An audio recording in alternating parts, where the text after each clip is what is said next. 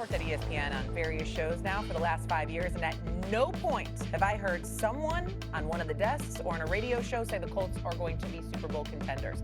That is, until yesterday. And it's hard to argue, right? They've scored 290 points this season as Indy sits at 7-2.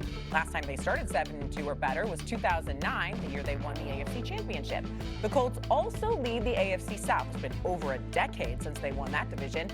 Also, take all that now, a little sauce on it, right? The addition of Sauce Gardner makes the Colts are contender story even more real.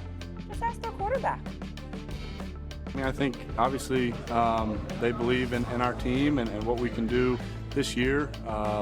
You know, we've played well. There's still a lot in front of us, and we've got to go continue to improve and play well week to week. But as players, and you see that movement from ownership, from management and the coaches, I think, yeah, it definitely gives you confidence.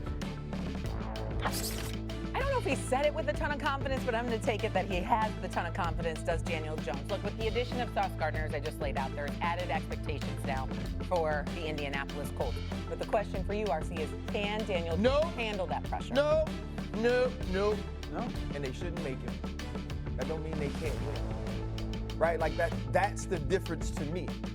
Right? Shane Steichen shouldn't put this on Daniel Jones. We shouldn't drop Daniel Jones back 50 times and try to win football games. And I know you've been great throwing the football on early downs and attacking certain coverages based on their propensity to scheme, right, and call plays to stop the run early on, but people catch on to those tips and tendencies. So Shane Steichen, who is an extremely talented offensive coach, what's the adjustment? What's the change? Now, defensively, with Lou Anarumo on the defensive side of the ball, Kenny Moore now healthy, you add Sauce Gardner, and let me tell you what, one thing about old Mina Khan, she gonna study that film. She already hit me like, hey, bro, Sauce can still go, and she's absolutely correct. I think Sauce's thing is he came into the league here, and he's kind of still just there.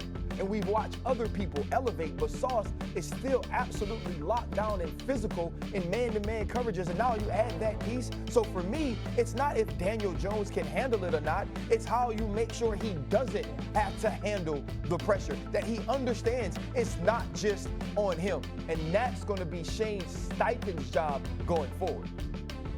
Go ahead, Mina. Completely agree. Yeah, no, I completely agree. I mean, looking at the question, can Daniel Jones handle the expectations? I believe Daniel Jones can take this team to the Super Bowl. I also believe, as Ryan said, it can't be on his shoulders the way it was against Pittsburgh. Yes. Shane Steichen's been awesome this year. He's a Coach of the Year frontrunner, but this was a miss for him, and I guarantee you he knows that this week. Because going back and watching that game, they should have handed the ball off more. This is an offensive line that is better run blocking than pass protecting. They've been able to thrive using play action. The Steelers said, cool, we know you're throwing the ball.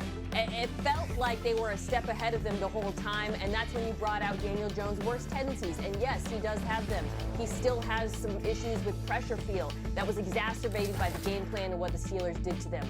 I think Daniel Jones, supported by the Colts run game and this improved defense, can absolutely play at that level. And the defense, I think, is going to be significantly better because not only are they getting Sauce Gardner, Tarvarius Ward, the cornerback, is going to come back soon. Lou Anarumo with 2 shutdown corners. What he's been doing with the pass rush, I think Latu's been playing well. That defense is good enough as well to go to the Super Bowl. I am still in on the Indianapolis Colts. I just think this week they had a bad game plan and they ran into some unexpected tweaks on defense in Pittsburgh. Well, stop the presses. Stop the presses, Mina. They went into this week, they just had a bad game plan. Really?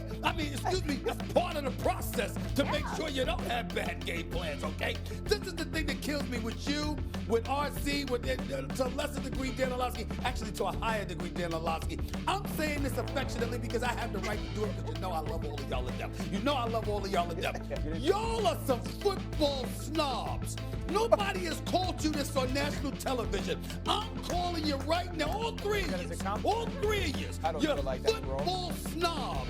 That's what you are. And I'm going to tell you, and that's why I'm looking right at you, RC. And I'm going to tell you why you're a snob. And I'm going to tell you, Mina, why you're a snob, too.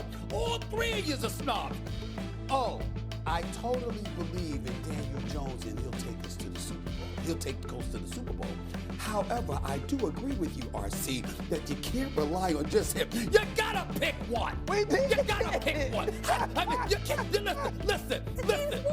Here's the deal. This is unbelievable. This is what I mean when I say you gotta pick one. We're asking the question because what we're seeing, y'all, is this. Obviously, there's a multitude of components that come with a football game and define a success for a team.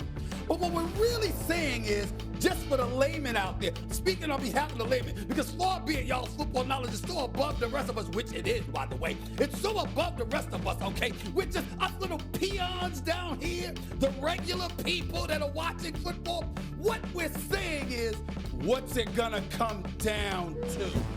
What is it going to be? You know, when the moment arrives, okay, what is going to decide the fate of the Indianapolis Colts? And I'm here to tell you, it's gonna be Daniel Jones. Because Sauce Gardner can come up there and look like an all-pro.